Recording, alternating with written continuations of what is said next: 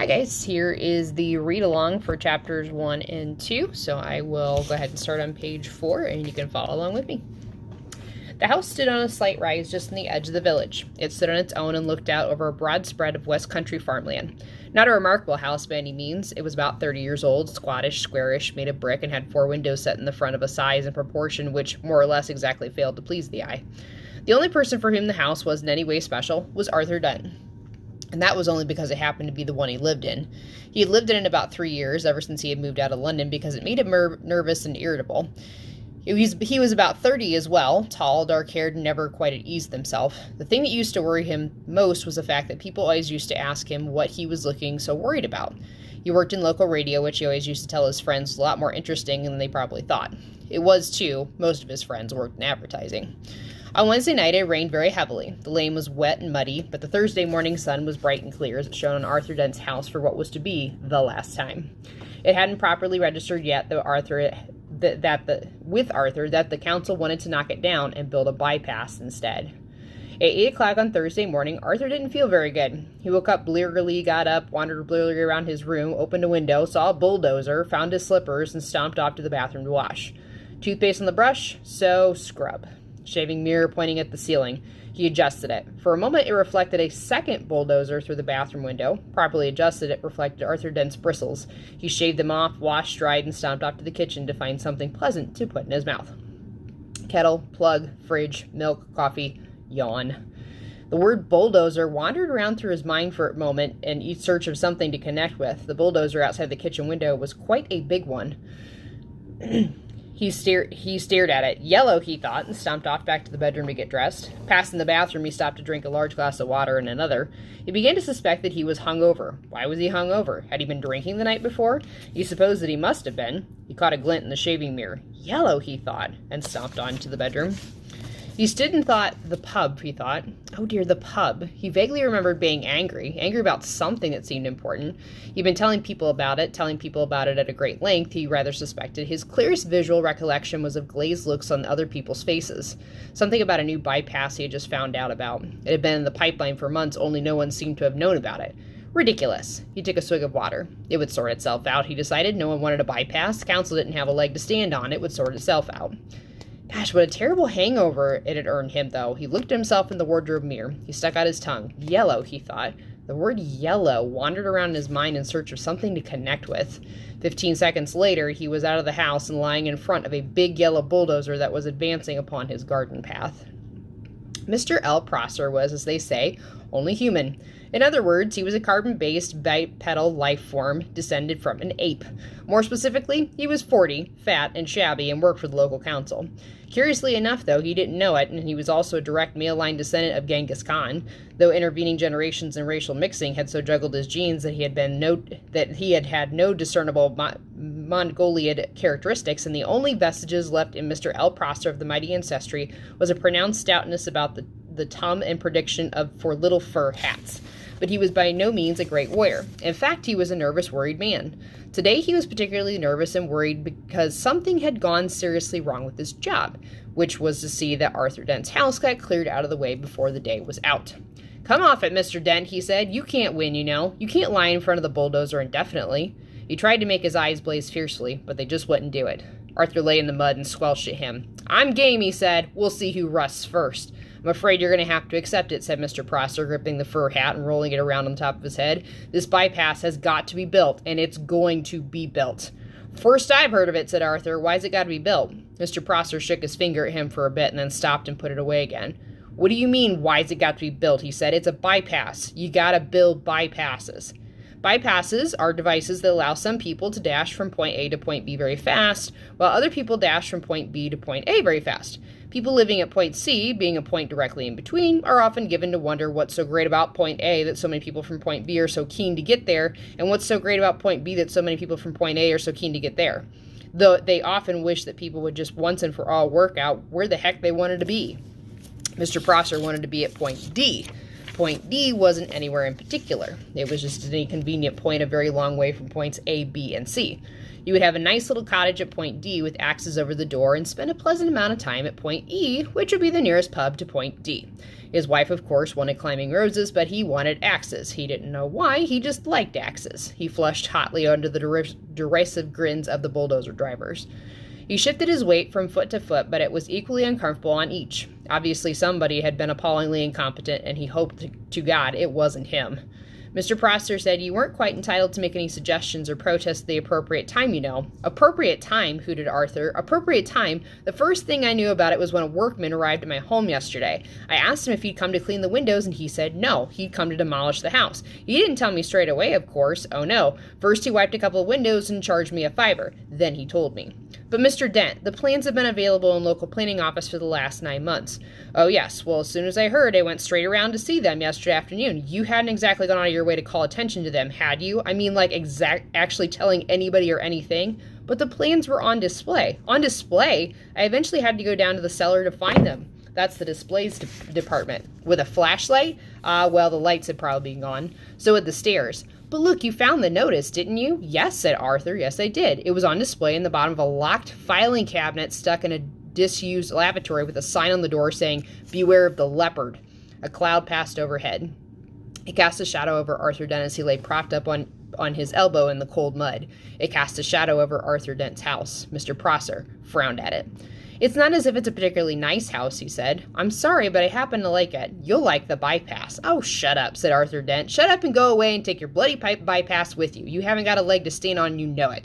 Mr. Prosser's mouth opened and closed a couple of times when his mind was for a moment filled with inexplicable but terribly attractive visions of Arthur Dent's house being consumed with fire and Arthur himself running screaming from the blazing ruin with at least 3 hefty spears protruding from his back.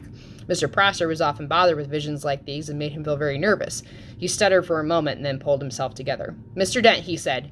"Hello." "Yes," said Arthur. "Some factual information for you. Have you ever any idea how much damage that bulldozer would suffer if I just let it roll straight over you?" "How much?" said Arthur. "None at all," said Mr. Prosser. Then Stern nervously, oft wondering why his brain was filled with 1,000 hairy horsemen, all shouted at him. By a curious coincidence, none at all is exactly how much of a suspicion the ape descendant Arthur Dent had that one of his closest friends was not descended from an ape, but was in fact from a small planet somewhere in the vicinity of Betelgeuse, and not from Guilford, as he usually claimed. Arthur Dent had never ever suspected this. This friend of his had first arrived on the planet Earth some 15 Earth years previously, and he had worked hard to blend himself into Earth society. With it, must be said, some success. For instance, he had spent those 15 years pretending to be an out-of-work actor, which was plausible enough. He had made one careless blunder, though, because he had skimped a bit on the preparatory research. The information he had gathered had led him to choose the name Ford Prefect as being nicely inconspicuous. He was not conspicuously tall. His features were striking but not conspicuously handsome. His hair was wiry and gingerish and brushed backward from temples. His skin needed to be pulled backward from his nose. There was something very slightly odd about him, but it was difficult to say what it was. Perhaps it was that his eyes didn't seem to blink often enough, and when you talked to him for any length of time, your eyes began involuntarily to water on his behalf. Perhaps it was that he smiled slightly too broadly and gave people the unnerving impression that he was about to go for their neck. He struck most of his friends he had made on Earth as an eccentric, but a harmless one, an unruly boozer with some oddish habits. For instance, he would often gate crash university parties, get badly drunk, and start making fun of the astrophysicists he could until he got thrown out. Sometimes he would get seized with the oddly distracted moods and stare into the sky as if hypnotized until someone asked what he was doing. Then he would start guiltily for a moment, relax, and grin. Just looking for flying saucers," he would joke. And everyone would laugh and ask him what sort of flying saucers he was looking for. "Green ones," he would reply with a wicked grin, laugh wildly for a moment, and then suddenly lunge for the nearest bar and buy an enormous round of drinks. Evenings like this usually ended badly. Ford would get out of his skull on whiskey, huddle in a corner with some girl, and explain to her in slurred phrases that honestly the color of flying saucers didn't really matter that much. Thereafter, staggering semi-paralytic down the night streets, he would often begin ask the passing policemen if they knew their way to Betelgeuse.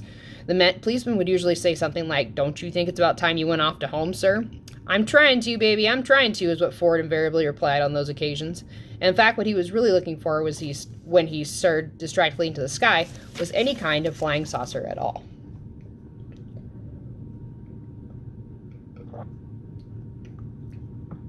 The reason he said green was that green was the traditional space library of the Betelgeuse trading scouts.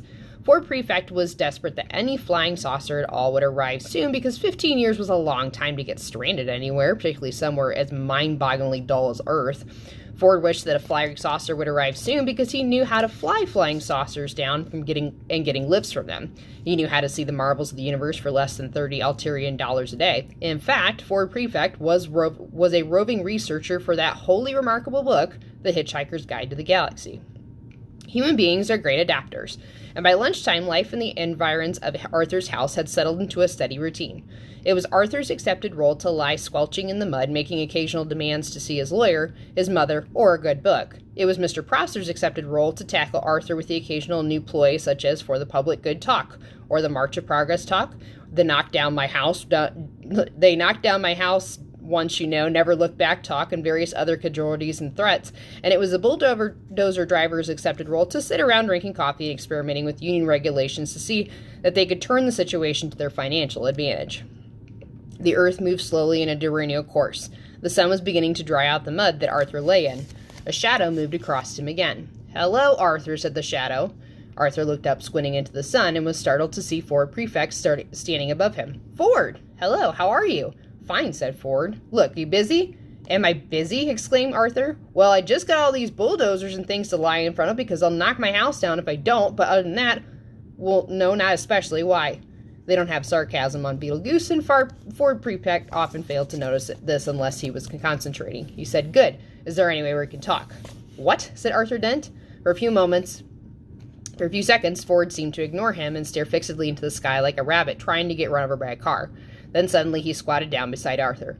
"We've got to talk," he said urgently. "Fine," said Arthur. "Talk." "And drink," said Ford. "It's vitally important that we talk and drink. Now, we'll go to the pub in the village." He looked at the sky again, nervous and expectant. "Look, don't you understand?" shouted Arthur. He pointed at Prosser. "That man wants to knock my house down." Ford glanced at him, puzzled. "Well, he can do it while you're away, can't he?" he asked. "But I don't want him to." "Oh. Look, what's the matter with you, Ford?" said Arthur. "Nothing. Nothing's the matter. Listen to me. I gotta tell you the most important thing you've ever heard. I gotta tell you now, and I gotta tell you in the saloon bar of the Horse and Groom." "But why?" "Because you're going to need a very stiff drink." Ford stared at Arthur, and Arthur was astonished to find his will beginning to weaken.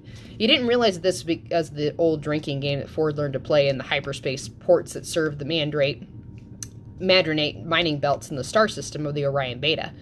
The game was not unlike the Earth game called Indian Wrestling, and was played like this. Two contestants would sit either side of the table with a glass in front of each one of them.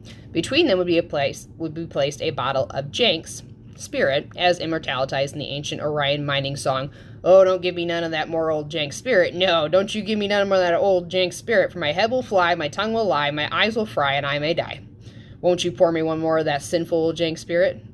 Each one of those two contestants would then concentrate their will on the bottle and attempt to tip it and pour spirit into the glass of his opponent, which would then have to drink it. The bottle would have to be refilled. The game would be played again and again. Once you started to lose, you would probably keep losing, because one of the effects of jank spirit is to depress telepsychic power. As soon as a predetermined quantity had been consumed, the final loser would have to perform a forfeit, which was usually obscenely biological. Ford Prefect usually played to lose. Ford stared at Arthur, who began to think that perhaps he did not want to go to the Horse and Groom after all.